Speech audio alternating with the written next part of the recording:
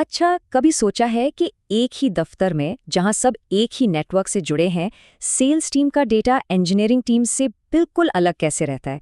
आज हम इसी राज से पर्दा उठाने वाले हैं, वीलैन्स और ट्रंकिंग की दुनिया में गहरा गोता लगाकर। तो आइए देखते हैं कि आज हम क्या क्या कवर करने वाले हैं। सबसे पहले हम इस बुनियादी मसले को समझेंगे जिसकी वजह से इन सब चीज़ों की ज़रूरत पड़ी। फिर देखेंगे कि वीलैन्स इसका हल कैसे बनते हैं। उसके बाद हम स्विचेस को आपस में जोड़ने के लिए ट्रंकिंग को देखेंगे और नेटिव वीलैन के छुपे हुए राज को भी जानेंगे। और आखिर में हम स्विच की एड्रेस बुक और जो हम कन्फिगर करते हैं और जो असल में होता है इसके फ़र्क पर भी बात करेंगे। तो चलिए शुरू करते हैं। तो सबसे पहला सवाल, आखिर मसला क्या है? जरा तसव्वुर करें कि पूरा नेटवर्क एक बहुत बड़ा खुला कमरा है। इसमें हर कोई हर किसी की बात सुन सकता है। अब ये ना तो महफूज है और ना ही मौसर। बस यहीं से हमारी कहानी शुरू होती है। देखें, ये है बुनियादी चैलेंज। अलग अलग ग्रुप के लोगों को, भले ही वो एक ही स्विच से जुड़े हों, अलग कैसे रखा जाए? और ये सिर्फ सेल्स या इंजीनियरिंग की बात नहीं है। सोचिए, मेहमानों को अपने अंदरूनी नेटवर्क से दूर रखना है या मालियाती डेटा को महफूज करना है। ज़रूरत हर जगह है। और इस मसले का हल शुरू होता है वीलैन से, यानी वर्चुअल लैन। ये बुनियादी तौर पर एक ही फिजिकल स्विच को मंतक की बुनियाद पर कई छोटे छोटे आज़ाद स्विचेस में तकसीम करने का एक तरीका है। और कमाल की बात यह है कि इसके लिए कोई इजाफी हार्डवेयर भी नहीं खरीदना पड़ता। इसको ऐसे समझते हैं, अगर आपका वीलैन एक खास कमरा है तो एक्सेस पोर्ट उस कमरे का वाहिद दरवाज़ा है। इस दरवाजे से जो भी अंदर आएगा या बाहर जाएगा वो सिर्फ और सिर्फ उसी कमरे तक महदूद रहेगा, किसी और कमरे यानी किसी और वीलैन में नहीं जा सकता।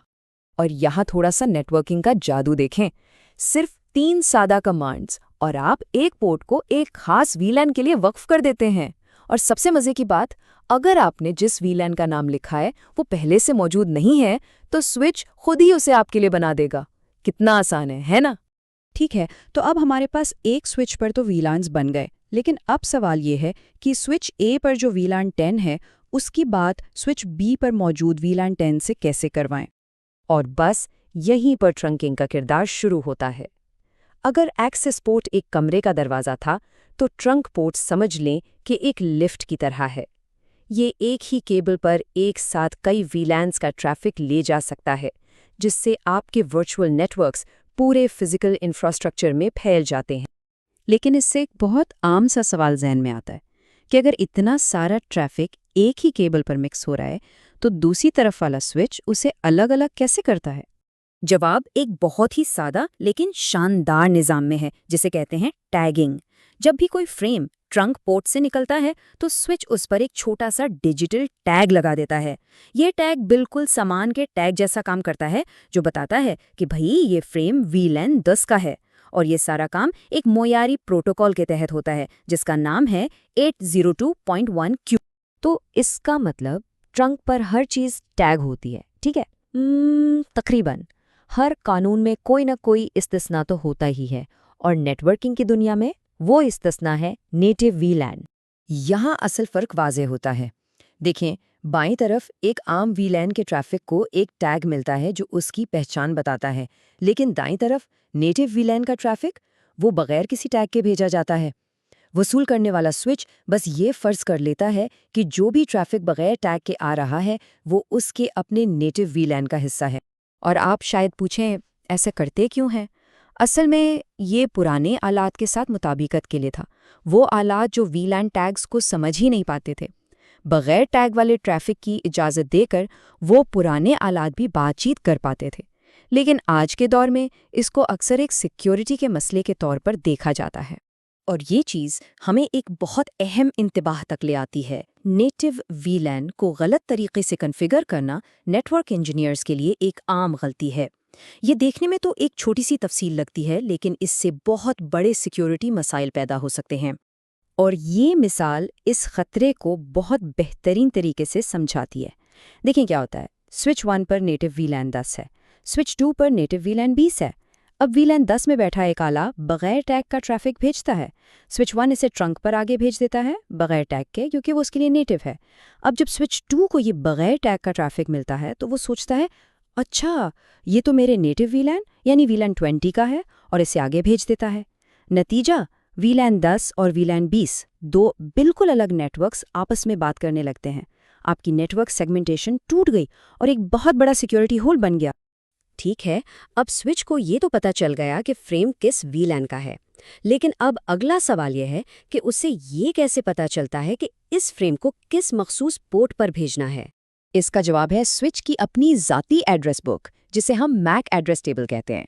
जब भी कोई आला नेटवर्क पर बात करता है, स्विच फौरन नोट कर लेता है कि वो किस पोर्ट पर है और उसका मुनफरिद मैक एड्रेस क्या है।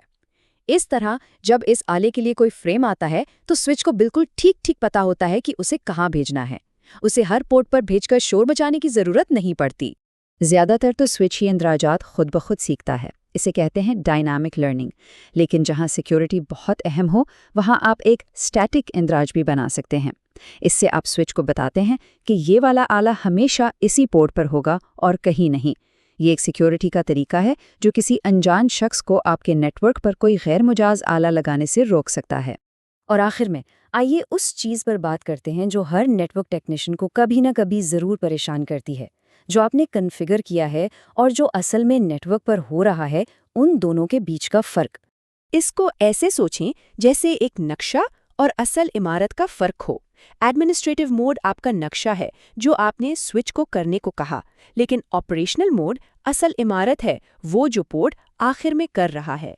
हो सकता है आपने नक्शे में एक ट्रंक पोर्ट बनाया हो, लेकिन अगर दूसरे सिरे पर केबल में या कॉन्फ़िगरेशन में कोई मसला है तो असल इमारत शायद एक सादा एक्सेस पोर्ट ही हो। इसलिए ट्रबल शूटिंग करते वक्त हमेशा इन दोनों को चेक करना ज़रूरी है। और यहाँ एक प्रो टिप है, डिफ़ॉल्ट सेटिंग्स पर कभी भी आंख बंद करके भरोसा ना करें। जैसा कि यहाँ दिखाया गया है, एक पुराने सिस्को स्विच का डिफ़ॉल्ट रवैया एक नए स्विच से बिल्कुल अलग हो सकता है। ये छोटी सी तफसील आपको घंटों की ट्रबल शूटिंग से बचा सकती है। हमेशा वाज़ेह तौर पर कॉन्फ़िगर करें कि आप क्या चाहते हैं और कभी भी अंदाज़ा ना लगाएं। तो हमने आज क्या सीखा? यही कि जदीद नेटवर्किंग में छोटी छोटी तफसीलात बहुत अहम होती हैं। एक गलत नेटिव VLAN दो नेटवर्क्स को आपस में मिला सकता है। एक गलत डिफ़ॉल्ट सेटिंग एक पूरा लिंक तोड़ सकती है।